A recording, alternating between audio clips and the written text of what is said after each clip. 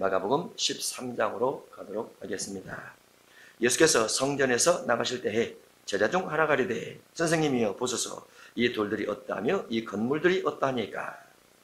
예수님께서 성전에서 나가실 때에 이 성전은 어떤 성전일까요?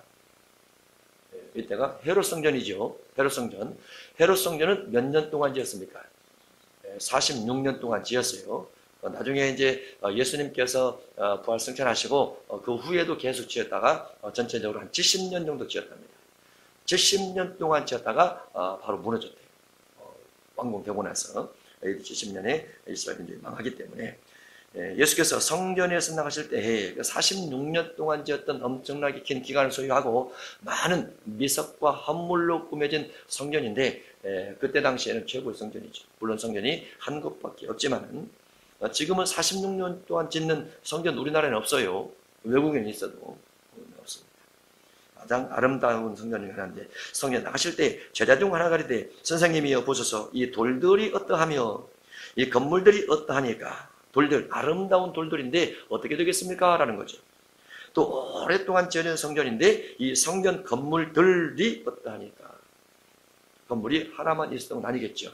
건물들이라고 되는 거 보니까 학자들에 의하면 이 건물이 몇 동이 있었답니다. 그리고 높이도 5층 높이로 15m 이상 되었을 것이다. 이렇게 학자들이 이야기를 하죠. 예수께서 시대에 내가 이 큰 건물들을 보느냐. 이 큰 건물, 성전이 큰 건물입니다. 돌 하나도 돌 위에 남지 않고 다 무너뜨려지리라 하시니라. 다 무너지리라. 돌로 쌓여진 성전이었어요. 그런데 돌 하나도 돌 위에 첨놓이지 않고 싹 무너지리라. 이렇게 말씀하십니다. 그러면 성전이 무너진다는 것은 엄청난 재앙이다. 그 말이죠. 이스라엘 민족으로 보면은 민족에서 가장 중요한 것은 어떻게 보면은 민족이 성전 때문에 더 여호와 하나님을 섬기는 의미가 강하고 성전을 중심해서 이스라엘 백성들이 일치 단결해서 뭔가 섬긴다든가 어떤 율법을 지킨다든가 가르친다든가 이런 것들이 아주 많이 있는데 성전 자체가 무너진다는 것은 민족의 파괴와 같습니다. 그래서 놀라죠. 다 무너뜨리리라. 예수님께서 이렇게 말씀하세요. 무너뜨리리라. 예수께서 감람산에서 성전을 마주대하여 앉으셨을 때 감람산에 가면 성전을 마주대합니다. 성전 이쪽 동산에는 성전이 있고 저쪽 동산에는 감람산이 있는 거죠. 감람산에서 마주대해서 성전을 바라보고 있을 때 베드로와 야고보와 요한과 안드레가 조용히 묻되 우리에게 가르쳐 주세요. 언제 어느 때에 이런 일이 있겠사오며 이런 일 어떤 일입니까? 이런 일, 성전 건물들이 무너지고 돌 위에 돌 하나 남지 않게 무너지는 것이 언제 있겠습니까? 이 모든 일이 이루어지려 할 때 무슨 징조가 있사옵니까? 성전이 무너지려 할 때 징조가 먼저 있지 않겠습니까? 라는 거죠. 그러면 징조가 있고 그 다음에 성전이 무너진다. 그런 거죠. 징조가 먼저 있다는 말이죠. 징조가 있고 성전이 무너진다. 성전이 무너지기 전에 징조가 먼저 있을 것이다. 그런데 5절 이하부터 5절, 6절, 7절, 8절, 9절까지 쭉 되어 있는데 10절을 먼저 봐야 됩니다. 4절을 보고 10절을 가야 됩니다. 왜냐하면 5절부터 9절까지는 징조에 대한 기록입니다. 징조에 대한 기록인데 10절에 보니까 또 복음이 먼저 무엇보다 먼저? 징조보다 먼저라고 되어 있어요. 또 복음이 먼저 만국에 전파되어야 할 것이니라. 만국에 전파된다. 그러면 예수님께서 이 말씀을 가르치면서 성전 건물들이 무너지고 성전 돌들이 돌 위에 남지 않고 다 무너뜨려지는데 만국에 복음이 전파된 다음에 무너지리라. 만국에 복음이 전파되고 징조가 주어지고 그 다음에 무너지리라. 이렇게 말씀하고 있는 거죠. 그런데 만국의 복음이 전파된다는 것은 예수님께서 계셨던 그 당시에도 아직 이루어지지 않은 것이고 예수님의 제자들 시대에도 아직 이루어지지 않는 거예요. 그렇죠? 만국 복음 전파는 지금도 아직 안 이루어졌습니다. 예수님께서 이 말씀을 하시고 나서 2000년 지났음에도 불구하고 아직도 만국의 복음이 전파가 안 됐어요. 그러면 여기서 해석을 두 가지를 해볼 수가 있는 것이죠. 한 가지는 예수님께서 이 땅에 계셨을 때, 곧 실제로 예루살렘 성전이 무너졌을 때를 하나 여기서 징조를 나타내고 있다. 이렇게 볼 수 있고요. 또 나는 예수님께서 재림하기 전 만국의 복음에 전파된 다음에 징조가 주어지고 징조 다음에 나머지 11절 이하가 진행된다. 그렇게 볼 수 있어요. 그래서 이 사건은 예수님께서 한 성전을 가지고 한 번 말씀하신 것이지만은 의미상으로 두 가지 내용이 들어있다. 이렇게 볼 수 있는 것이죠. 예수님께서 AD 7, 말씀하신 예언이 AD 70년경에 한 번 적용이 돼서 성전이 다 파괴가 돼서 무너집니다. 동시에 그 의미를 종말 시대에 또 하나의 의미를 가지고 있어서 만국의 복음에 전파된 다음에 그 다음에 징조가 있고 해서 4절 이하가 진행된다. 그렇게 볼 수 있습니다. 두 가지 의미로. 그러면 징조가 무엇인가 보도록 하겠습니다. 4절 우리에게 이르셔서 어느 때에 이런 일이 있겠사오며 또 이 모든 일이 이루어지리 할 때 무슨 징조가 있사오리까? 예수님 당시에도 종말 시대도. 그러면 이제 예수님 당시 것은 다 지나갔기 때문에 현재 우리의 삶으로 보면은 정말 만국의 복음이 전파되고 나서 그 다음에 징조가 주어진다고 말하죠. 여기서 만국의 복음 전파는 언제까지 해야 된다까요? 언제가 돼야 만국의 복음이 전파됐다라고 알 수 있을까요? 예, 로마서 11장에 있는 이스라엘 민족의 복음함. 이방인의 충만한 수가 자기까지 이스라엘의 더러는 완악하게 된 것이라. 그래서 이스라엘이 완악하게 된 것이 끝나는 이방인의 복음이 차고 이스라엘 민족의 복음화 되고 이스라엘 민족의 복음화 되면서 이방인의 복음이 끝나는 그때입니다. 이스라엘 민족의 복음화는 계시록 7장에 근거를 하면 이스라엘 민족 지파 중에서 14만 4천 명이 주님을 영접할 때입니다. 그때 이스라엘 민족을 찾고 온 땅 만국에도 복음이 다 전파됐다. 그렇게 볼 수 있어요. 그리고 나서 이 징조가 주어지더라 그 말이죠. 그래서 5절입니다. 예수께서 시대에 너희가 사람의 미혹을 받지 않도록 주의하라. 징조 중에서 첫 번째 징조가 무엇이냐면 그러면 예수님 당시에 성전이 무너지는 것은 실제 건물이 무너지는 것이요. 실제 건물이 무너지는 것이요. 종말 시대의 성전 건물이 무너지는 것은 성전 건물이 무너진다기보다도 성전 안에 있는 회중 성전이 무너진다. 그렇게 볼 수 있어요. 종말 시대는. 왜냐하면은 종말 시대 같은 경우는 그 건물 성전이 무너지는 것이 쉽지 않습니다. 왜냐하면 헤롯 성전 같은 경우는 성전이 하나밖에 없으니까 타켓이죠. 그런데 종말 시대 성전 같은 경우는 가정에서부터 교회가 시작되고 가정에 있는 울타리 같은 경우도 교회가 되고 또 사무실도 교회가 되고 성전도 교회가 되고 다 그렇기 때문에 그런 건물적 외형적 건물이 무너진다기보다도 성전 속에 있는 믿음의 성도들 다른 말로 회중 성전이 와해가 되더라 그렇게 볼 수 있어요. 그것을 데살로니가 후서 2장 1절 이하에서 하나님의 성전한 자 자기를 보여 하나님이라 하는 적그리스도가 등장해서 결국은 모든 교회가 회중성전이 무너진다 그렇게 볼 수 있는 것이죠. 예수님 당시에는 건물성전, 예수님 말씀 마지막 시대 징조에 있어서는 회중성전이 무너진다 그렇게 볼 수 있어요. 징조에 있어서 첫 번째 사건은 무엇이냐면은 예수께서 시대에 너희가 사람의 미혹을 받지 않도록 주의하라. 이게 첫 번째 징조입니다. 미혹은 마귀 것입니다. 미혹이라는 것은 마귀 거예요. 마귀 건데 마귀가 누구를 통해서 미혹한다고요? 사람을 통해서. 마귀가 직접 미혹한 것이 성경에 2번 나옵니다. 마귀가 현현해서 직접 미혹한 것이 2번 나오는데 한 번은 어디에서? 창세기 3장에서. 뭘로 가장해서? 뱀으로 가장해서. 또 한 번은 어디에서? 마태복음 4장에서. 사탄 마귀가 예수님에게 직접 말을 건넵니다. 그리고 나머지 모든 부분들은 사람을 통해서 미혹해요. 사람을 통해서. 전혀 모르는 사람을 통해서도 미혹하고 아는 사람을 통해서 미혹합니다. 미혹이란 무엇이냐? 미혹이란 하나님의 말씀을 가지고 있는 자에게 그 말씀에 대한 해석을 변혁시키는 겁니다. 말씀이 없는 자에게 다른 것 자체를 심어주는 것이고 말씀이 있는 자에게 해석이 틀리다라고 말하면서 제시하는 거예요. 그게 창세기 3장에서 뱀이 하와에게 건넨 말입니다. 하나님께서 건네준 말이 있음에도 불구하고 그 말을 약간 바꿔요. 약간만 바꿉니다. 그리고 하와가 넘어갔고 아담도 넘어갔고 해서 추방당하게 되죠. 미혹이라는 것은 하나님의 말씀에서 약간 바꾸는 것이다. 그러면 성경은 본래 창조리 없이 그대로 본다고 하면 문맥으로 볼 때는 아주 정확해요. 그리고 흐름이라든가 하나님의 마음이라든가 이런 것도 잘 들어옵니다. 그런데 어느 한 구절만 중심에 따게 되면 그런 것들이 본문의 하나님의 의도에서 문맥의 흐름에서 벗어나기 때문에 그런 부분이 거의 다 미혹이라 이렇게도 볼 수 있습니다. 다는 그렇지 않지만은 그런 부분이 많이 있을 수 있다고 말이죠. 그래서 성경을 정확하게 보는 것은 아주 중요합니다. 미혹받지 않으려면 성경을 정확히 알아야 돼요. 하와보다도 더 많이 알아야 됩니다. 그러죠? 하와보다 더 많이 알아야 돼요. 미혹되지 않으려면. 그래야 사람의 미혹에 넘어가지 않더라라고 볼 수 있습니다. 지금은 미혹이 워낙 많은 시대이기 때문에 여러 이단이 나오면서 성경 공부 가지가 말라, 이런 말을 많이 하죠. 그러면 본교에서 성경을 잘 가르쳐줘야지. 잘못된 것을 꺼내서 가르쳐줘야지. 문맥으로 그것도. 이거 뭐 하는단 말이지. 그러다 보니까 경계심만 높아져 가고 성경에 대한 자세한 어떤 흐름이나 아버지의 뜻 이런 것들이 선포되지 않으니까 성도들이 미혹은 받지 않는 것 같지만은 사실은 성경 따라 어떻게 살 것인가에 대해서 잘 몰라요. 그런 부분에 제시를 받지 않기 때문에 그렇습니다.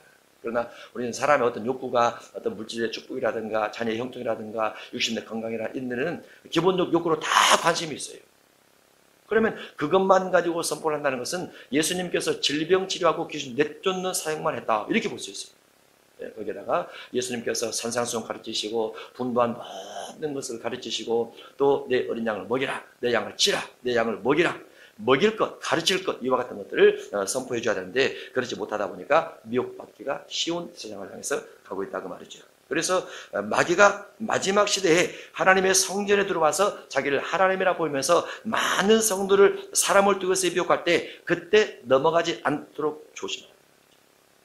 그 시대를 향해서 지금 시대도 달려가고 있다라고 볼 수 있어요. 미혹이 가장 무섭습니다. 무서워요. 질병을 얻는 것보다도 미혹이 더 두렵습니다. 미혹에 들어가면 나오집니다. 그것이 맞다라고 생명 바쳐서 살죠. 생명 바쳐서. 그래서 미혹되지 않도록 주의해야 됩니다. 첫 번째가, 징조의 첫 번째가 사람의 미혹입니다. 사람의 미혹을 받지 않도록 주의하라.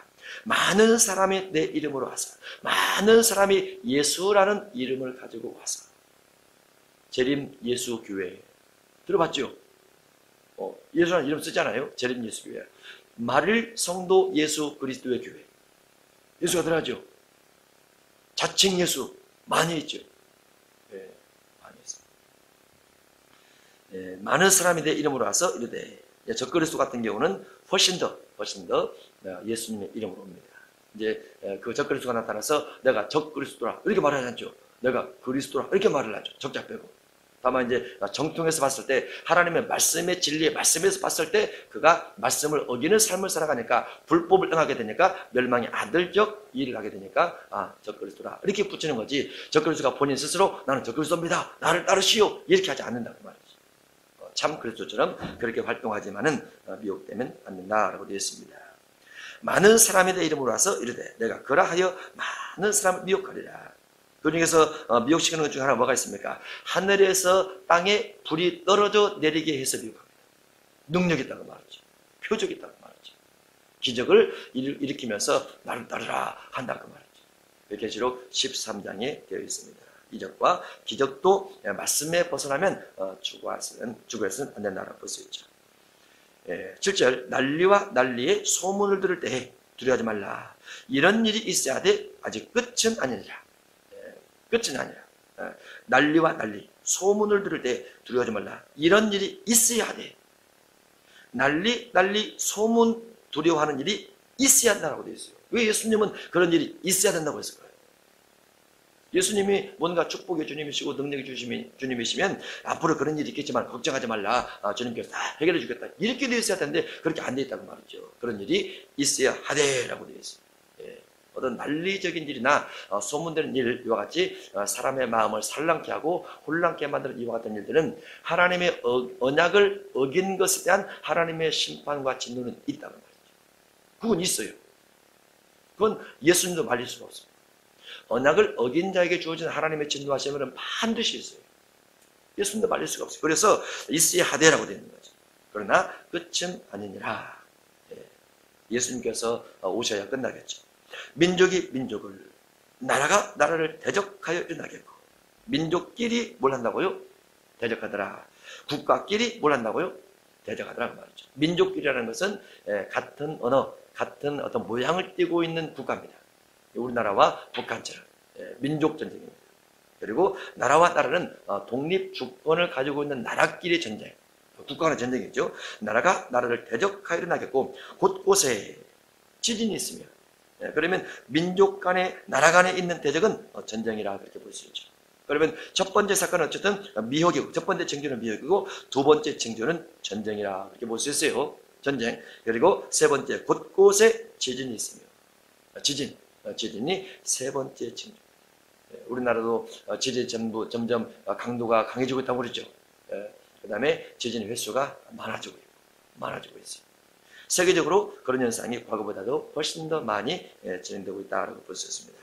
지진이 있으며 기근이 있으니, 기근은 비가 오지 않더라 그 말이죠. 우리가 하는 말 중에 가장 많이 기근에 적용되는 말 중에 하나가 그 오존층 파괴라든가 아니면 열대 현상이라든가 뭐 온난화, 비가 녹고 있더라 이런 부분 때문에 그런 이야기 많이 하죠. 그러면 기후가 따뜻하면 비가 안 올 수밖에 없어요. 기근이 있을 수밖에 없다는 말이죠. 기근이 있으니 이는 재난의 시작이니라. 재난의 시작이니라, 이것이 징조라고 말이죠. 하나 더 있어요. 9절에 너희는 스스로 조심하라. 우리가 알아서 조심하라고 말이죠. 스스로 조심하라. 사람들이 너희를, 여기서 너희는 누굴까요? 너희. 그렇습니다. 예수님 믿는 사람을 말이죠. 예수님 믿는 제자들을, 예수님 믿는 사람을, 시작시대도 오늘날 마찬가지입니다. 마지막 시대도 마찬가지고, 예수님 믿는 사람을 공회에 넘겨주겠고, 공회는 법적인 재판정입니다. 법에서 인정하는 재판정을 공회라고 합니다. 그러니까 법원에 불려간다고 말이죠. 뭐 하기 위해서? 재판받기 위해서. 공회에 넘겨주겠고, 그러면 이때 공회에 넘겨지는 이 시대가 되면 공회에 넘겨지는 신앙이 좋은 신앙일까요? 공회에 안 넘겨지는 신앙이 좋은 신앙일까요? 넘겨지는 신앙이 좋은 신앙. 그럼 우리는 넘겨져야 될까요? 안 넘겨져야 될까요? 넘겨져야 되는데 좀 마음 편치는 않죠? 네, 공회에 넘겨져야 돼요. 마태복음 10장에 보면 살고자 하는 자는 죽을 것이요 죽고자 하는 살리라.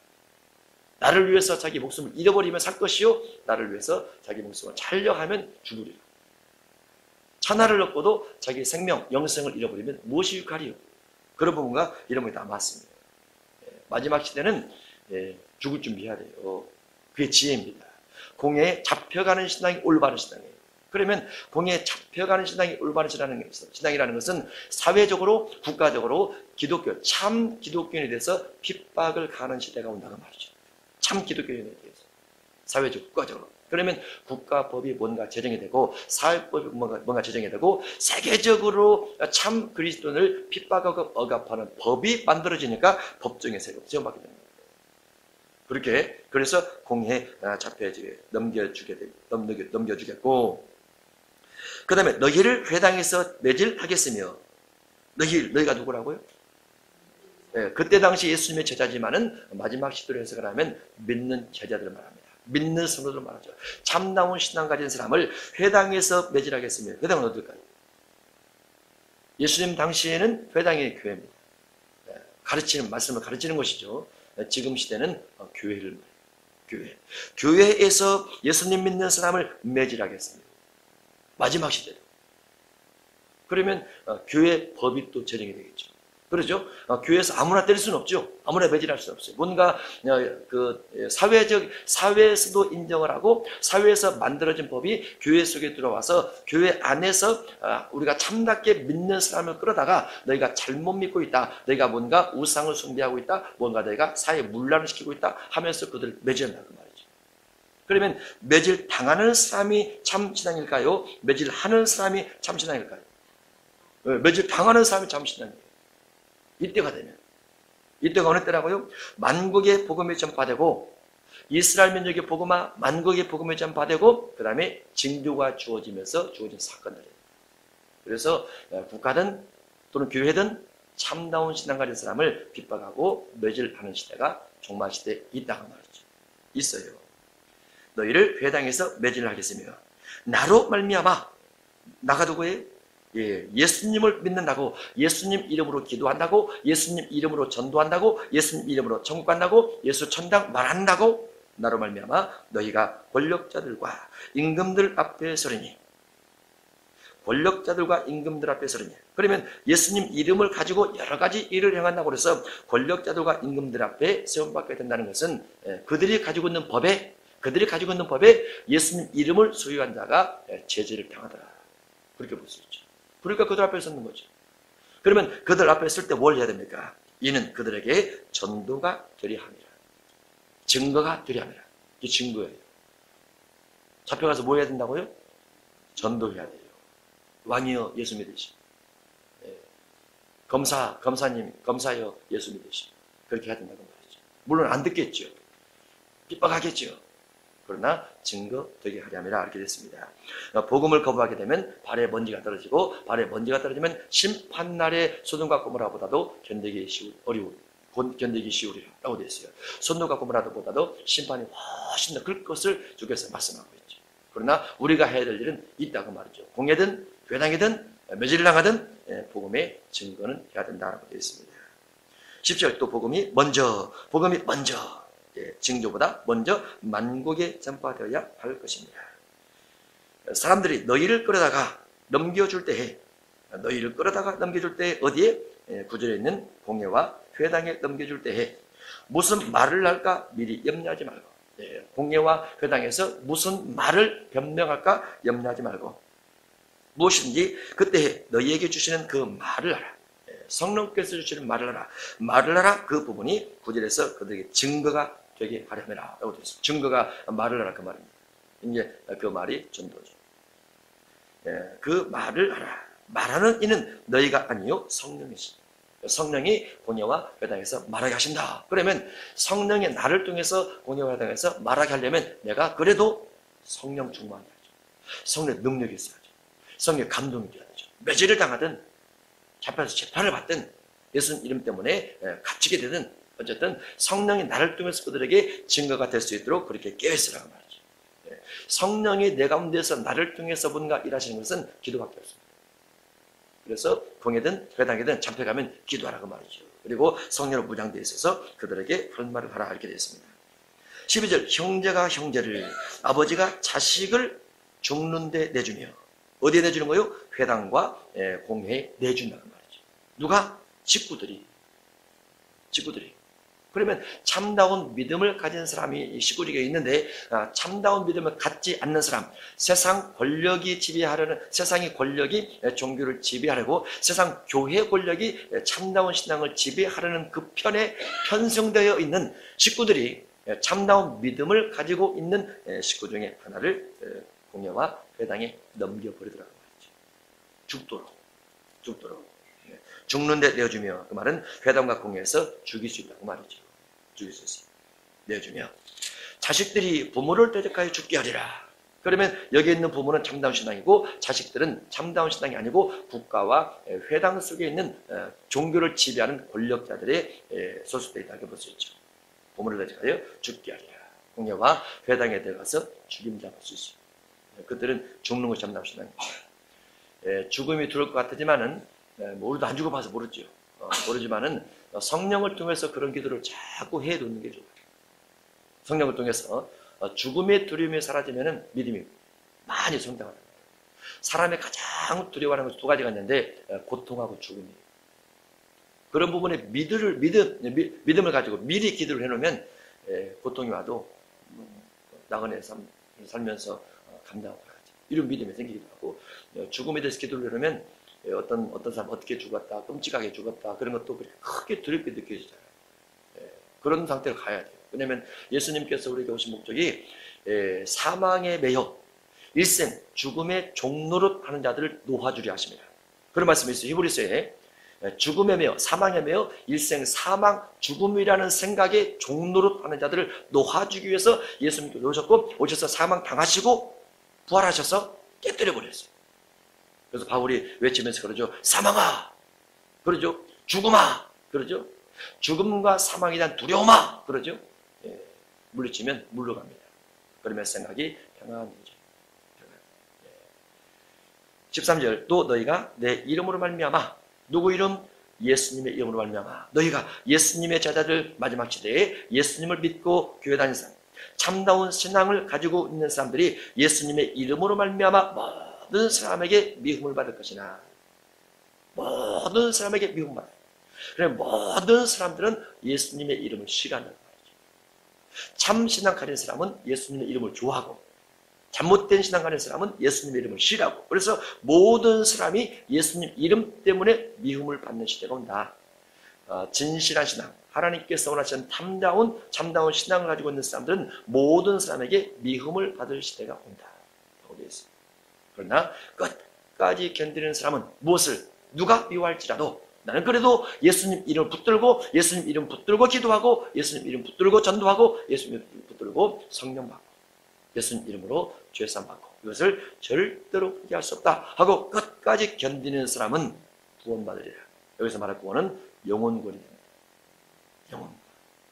예수님의 이름을 어떠한 악조건의 환경 속에서도 절대로 놓지 말고 끝까지 붙들고 있어야 돼요. 요즘에 이제 신문에서 그런 거 나오죠.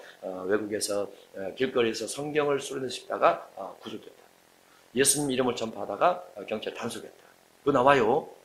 외국에서 나옵니다. 예, 그런 부분들이 아직은 우리나라까지 들어오지 않았지만은 그래도 그런 부분이 국가적으로 또 교회적으로 법을 만들어서 제재를 가하는 시대가 온다 그 말이죠.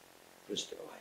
그때 끝까지 예수님 이름에 대한 권위, 예수님 이름에 대한 증거 이와 같은 것들을 견디면서 잘 간직하고 있어야 구원에 들어갈 수 있다. 이렇게 되어 있습니다. 멸망에 가증한 것이 서지 못할 곳에 선 것을 보거든. 일단 가증한 것입니다. 서지 못할 곳이라는 것은 성전을 말하죠. 성전에 가증한 것이 들어온다. 또는 성전에 멸망당할 것이 들어온다. 그렇게 볼 수 있어요.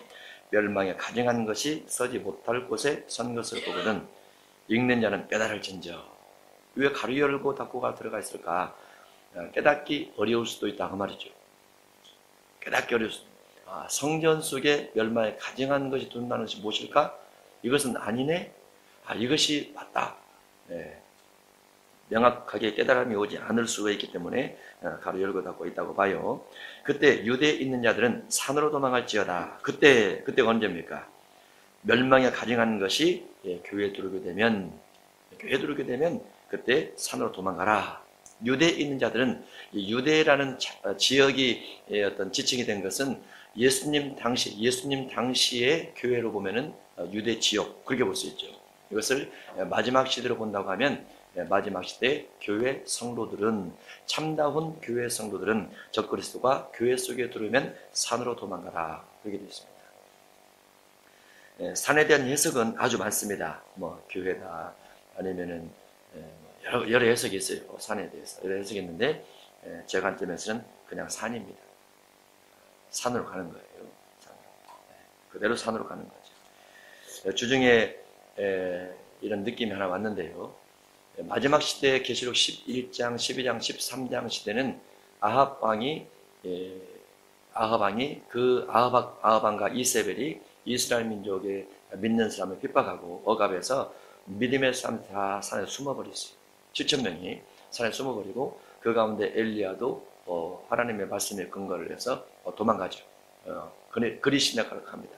그리고 까마귀를 통해서 공개받다가 그 다음에 물이 마르니까 다시 산으로 들어가 버리죠. 그 시대와 같을 것이다.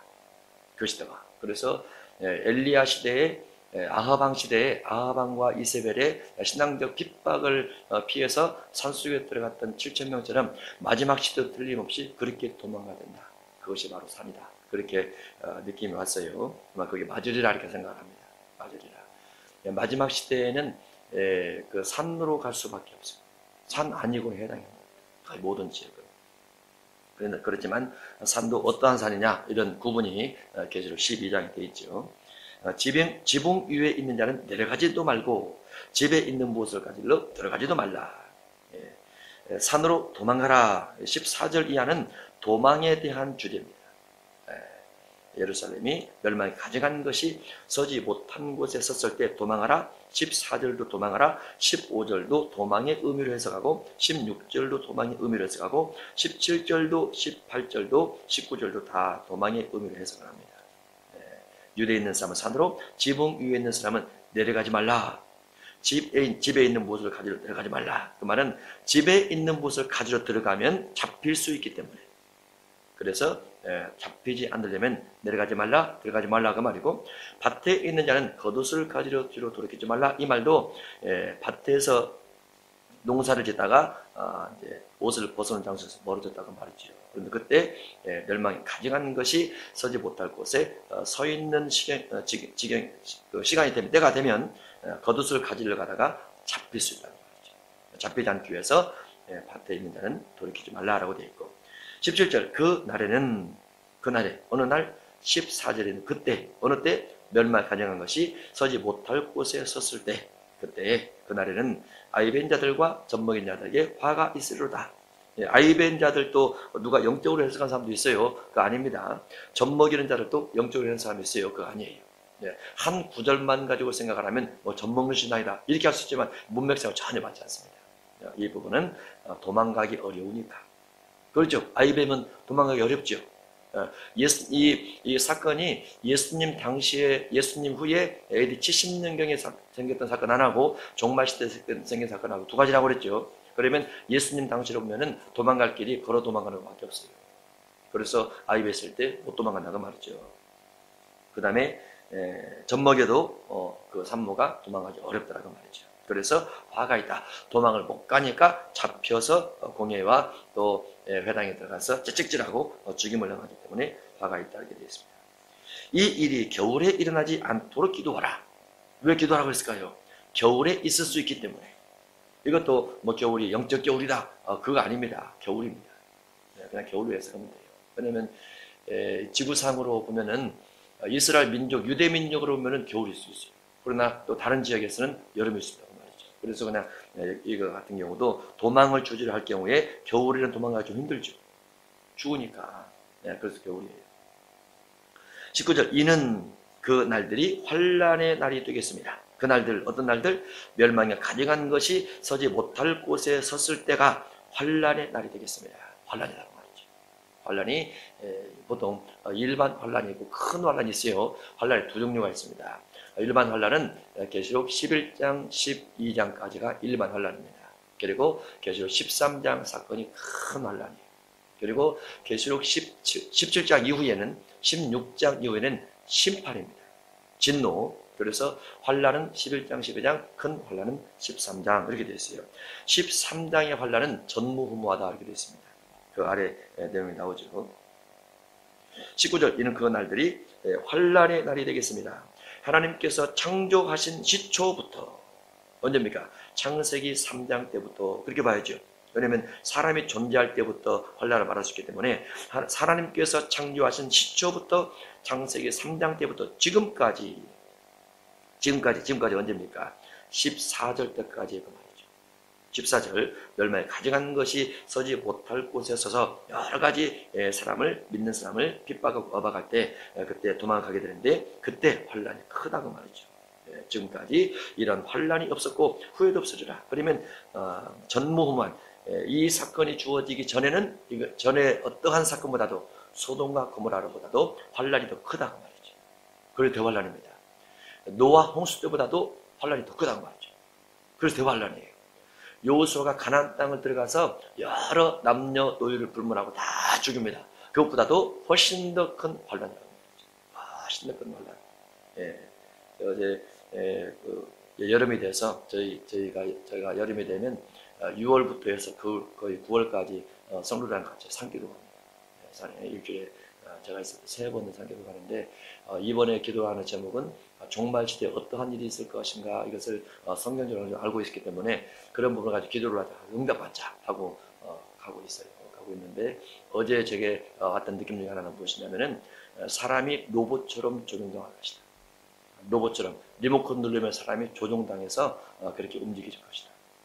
하나 딱 그렇게 말씀하시다. 사람이 조종당할 것이다. 로봇처럼. 그런 시대에서 가고 있죠. 가고 있어요. 현재. 가고 있습니다. 그 다음에 믿음의 사람이 잡혔을 때 고문을 하게 되면 어떠한 고문이 있을까요? 이것도 기도해 봤어요. 그랬더니 아주 끔찍한 것을 보여주신다. 그냥 아주 끔찍한 그런 것들은 이제 있을 수 있다고 말이죠. 마지막에. 그래서 전무후무한 환란이라 그랬어요. 중세 시대나 초대교회 당시나 고대에도 어떤 전쟁을 통해서 패배한 민족, 이긴 민족이 패배한 민족의 사람들 잡아다가 고문을 가했던 것들은 역사적으로 아주 많이 있습니다. 끔찍할 정도로.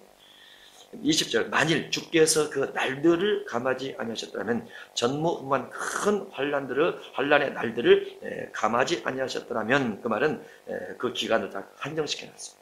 한정 얼마큼 한정시켜놨냐면 엘리야 시대처럼 3년 반 한정시켜놨습니다. 그게 계조 13장 시대가 3년 반이에요.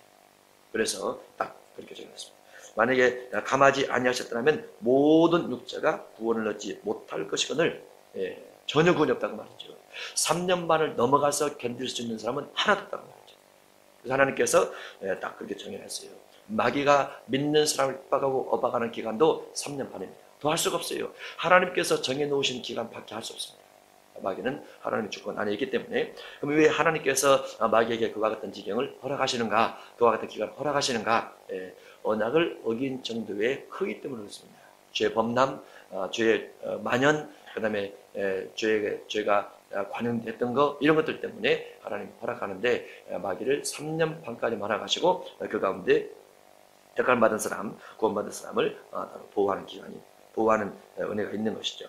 모든 육체가 구원을 얻지 못할 것이거늘 자기가 택하신 자들을 위해서, 여기서 택했다는 것은 안 믿다, 예수 믿는 사람을 택했다 그 말이 아니고 예복 입은 사람을 말합니다. 택했다는 것은 그냥 교회 다니는 사람이 아니고 말씀을 듣고 옳은 행실을 하는 사람을 택했다 이렇게 말을 해요. 택하신 자들을 위하여, 택하신 자들을. 그러니 이제 이때 자기가 택하신 자들이라는 것은 예복을 입었다는 옳은 행실인데, 이때 큰 환란 당시에 옳은 행실이라는 것은 계시록 13장에 근거를 하면 두 가지입니다. 우상 숭배하지 않고 그 다음에 표를 받지 않는 것, 이렇게 됐죠. 우상 숭배하지 않고 표를 받지 않는 것. 거의 그 큰 환란 시대에 우상 숭배가 주어지게 되는데 다니엘서에 있는 느부갓네살 왕이 금 시상 만들어 놓고 절하는 것과 똑같습니다. 그 시대는 절하고 절하는데 절하지 않는 사람은 불못불에 집어던져 버리죠. 불못불에 던져버려요. 그래서 마지막 시대도 거의 그렇게 고문을 합니다. 마지막 시대. 그다음에 표 받지 아니야 되고 표의 핵심은 무엇이냐면은 어느 것이 이것이 성경에서 말한 666 표냐 이런 것에 기준이 있는데 매매가 가능하냐, 매매가 가능하지 않느냐, 이것이 기준입니다. 뭐 머리에 받느냐, 손에 받느냐, 목에 받느냐, 뭐 그것보다도 매매가 가능케 되는 표현이냐, 매매가 가능치 않는 표현이냐. 매매가 가능치 않는 것은 666표가 아니에요. 그것은 매매가 가능한 수단으로 쓰임받게 되는 것은 그것은 성경에서 말하는 666 표일 수 있다.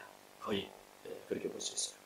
그러면 하나님께서 매매라는 먹고 마시고 쉬가고 장가고 이와 같은 사람의 삶의 가장 기본적인 것을 충족시켜 나가는 것임에도 불구하고 왜 마귀가 그와 같은 것들을 통해서 사람에게 환난을 주나, 믿는 사람에게 환난을 주나, 먹고 마시고 시집가고 장가가는 것보다 더 중요한 것이 신앙이기 때문에 그렇습니다. 신앙. 또 마귀가 미혹하는 것 중에 첫 번째가 먹는 거잖아요. 먹는 거죠. 먹는 거. 예수님을 시험할 때. 그래서 먹는 것을 너무나 중요하게 여기만 합니다. 믿음의 사람들은 자기 절제도 필요하고 인내도 필요하고 나눔도 필요하고 이런 것들이 필요하기 때문에 그렇습니다. 그 날들을 감하지 아니하셨더라면 모든 육체가 구원을 얻지 못할 것이거늘 자기가 택하신 자들을 위하여, 옳은 행실을 한 자들을 위해서, 우상 숭배하지 않고 표받지 않는 자들을 위하여, 하나님의 계명과 예수님의 증거를 가진 자들을 위하여, 예복 입은 자들을 위하여 그 날들을 감하셨느니라. 3년 반으로 42달 1261년. 그때 어떤 사람이 너에게 말하되 보라 그리스도가 여기 있다, 보라 저기 있다 해도 믿지 말라. 여기저기 다 있다 할지라도 사람의 눈에 보이는 사람은 아무리 능력이 많아도, 아무리 물질이 많아도, 아무리 권세가 많아도, 아무리 교회가 잘 때도 믿으면 안 돼요. 왜냐하면 적그리스도는 그리스도라는 칭호를 가지고 와요. 그래서 교회 안에 있어요. 교회 밖에 있는 것이 아니고 그리스도라는 이름으로 와요. 아마 유대인들이 그를 그리스도라라고 만찬에 선포하고 다니고 광고 다 대고 그럴 겁니다. 예수는 잘못된 신이고 그래서 내 이름으로 말미암아 미움받으리라 되어 있죠. 예수는 잘못된 신이고 적그리스도를 참 예수, 참 그리스도라고 시인하면서 이 그리스도를 믿지 않는 사람 다 죽일 것이다. 우상숭배를 인정을 해서. 그래서 예수님 믿는 것도 우상숭배요, 이슬람도 우상숭배요, 다 우상숭배가 되는 거죠. 그들이 가지고 있는 적그리스도만 참 신이다. 이렇게 공언하고 광고를 하면서 법을 만들어갈 때가 있다는 말이죠. 그래서 그렇게 되어 있어요. 보라 그리스도가 여기 있다 보라 저기 있다 해도 믿지 말라. 거짓 그리스도들과 거짓 선자들이 일어나서 이적과 기사를 행하여 이적과 기사에다가 글을 써냈어요. 은사 이렇게 은사. 왜냐하면 그리스도가 나타나서 행하는 것은 은사예요. 단순히 안 믿는 사람에게 보이기 위한 이적과 기사가 아니라고 말이죠.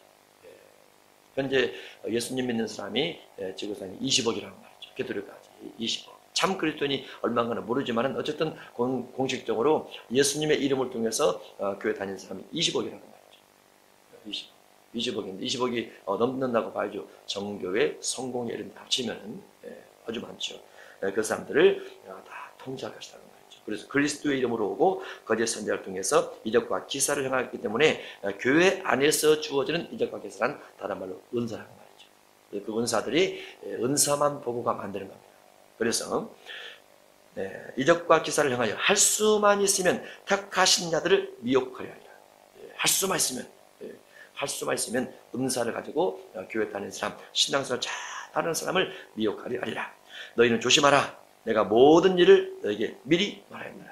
마지막 시대도 조심하라. 은사만 따라가지 말고 또 그리스도만 따라가지 말고 여기 있다 저기 있다 따라가지 말고 조심하라고 말이죠. 도망가지 마. 그것도 조심해야 돼요. 여긴 도망가라고 되어 있기 때문에. 24절 그때에 그 환란 후 여기서 말한 그때해라는 것은 14절로 23절을 말합니다. 큰 환란 후에 해가 어두워지며 달이 빛을 내지 아니하며 별들이 하늘에서 떨어지며 하늘에 있는 권능들이 흔들리리라. 여기는 하늘에 있는 권능들이란 해달별을 말합니다. 그대로 해달별이에요. 이 해달별을 목회자로 해석하거나 그러면 안 됩니다. 하늘에 있는 권능들이 흔들립니다. 그 앞부분의 징조 속에도 사람의 미혹도 있지만 전쟁도 있고 지진도 있고 기근이 있는 것처럼 자현재의 부분이 있다고 말이죠. 그래서 24절, 25절도 자현재의 부분입니다. 26절, 그때 해에 어느 때 24절과 25절처럼 하늘에 있는 권능들이 흔들릴 때 인자가 구름을 타고 사람의 모양인 인자가 구름을 타고 큰 권능과 영광으로 오는 것을 사람들이 보리라. 예수님의 재림을 보리라. 물론 번개처럼 오지만 봅니다. 번개처럼 오지만 보리라. 인자가 구름을 타고 예수님은 재림하실 때는 구름 타고 오십니다. 이 땅에서 여기 있다 저기 있다 말할 수 없어요. 아무리 능력이 많을지라도 그럴 수 없는 겁니다. 구름을 타고 큰 권능과 영광으로 오는 것을 사람들이 보리라. 또 그때 그가 천사들을 보내요. 천사들은 추수꾼들이라 그럽니다. 마태복음 13장에 되어 있어요. 천사들을 보내요. 자기가 택하신 자들을, 여기서 택했다는 의미는 알곡을 말합니다. 알곡. 계시록 14장 14절로 16절에 예수님께서 구름 타고 오셔서 천사들을 보내서 추수하는 부분이 되어 있기 때문에 여기서 택하신 자들은 알곡을 말하죠. 알곡이라는 의미는 누가복음 8장 15절에 착하고 좋은 마음으로 말씀을 듣고 지키어 인내로 결실하는 자들이라 그렇게 볼 수 있어요. 땅끝으로부터 하늘끝까지, 땅끝으로부터 하늘끝까지 사방에서 보리라. 왜냐하면 지구가 둥글기 때문에 예수님께서 오실 때는 한 장소로 오십니다. 한 장소, 보통은 이제 가심을 본 그들이 오시랴. 그러니까 감람산에서 승천하셨기 때문에 감람산으로 오신다고 하는 것이 보통 동설이고, 그 다음에 스가랴서도 그렇게 되어 있어요. 그러면 감람산으로 오시게 되면 감람산에서 보는 하늘 끝, 땅 끝, 이렇게 거기에서 바라볼 수 있죠. 거기서 아시아 쪽으로 바라보면은 한국이나 일본이 끝입니다. 감람산을 바라보면은, 그 다음에 거기서 서쪽으로 바라보면 아프리카나 유럽 쪽에 있는 것이고, 그래서 그 감람산을 중심해서 이쪽에서 저쪽까지 끝까지 해서 땅 끝으로부터 하늘 끝까지 사방에서 모으더라. 그런데 모여지는 숫자가 문제는 많지 않다는 것이죠. 모여지는 숫자가 많아야 되는데 지금 인구가 70억이니까 70억 중에서 만약에 10%가 들림받는다 하더라도 7억이죠. 7억이면 기독교인 전체가 6억입니다. 캐톨릭 포함해 20억이에요. 10%가 들림받는다. 만약에 1%가 들림받는다고 하면은 7천만 명이에요. 7천만 명. 1%가 또 안 믿는 사람을 다 포함한다. 믿는 사람 중에서 10% 잡는다. 기독교인 중에서 10% 잡는다면은 기독교인이 6억이니까 6천만 명. 6억 중에서. 근데 만약 1% 잡는다. 1% 들림받는다. 그러면 600만 명이에요. 우리나라 기독교인이 680만 명. 860만 명. 860만 명 중에서도 200만 명 안 되는 거죠. 근데 많은 사람이 들림받지 못할 것이다. 왜냐하면 성경에 다 그렇게 되어 있어요. 좁은 문으로 들어가기 힘쓰라. 그렇게 되죠. 그 다음에 열전의 비유에서도 일단은 프로하면 퍼센테이지로 하면 50%가 못 올라갔죠. 열전에서도. 그러나 이제 그것은 퍼센테이지를 보는 것이 아니고 들림받지 못할 자가 많다. 오히려 올라간 자가 적다. 그렇게 볼 수 있어요. 거의 다 보게 되면.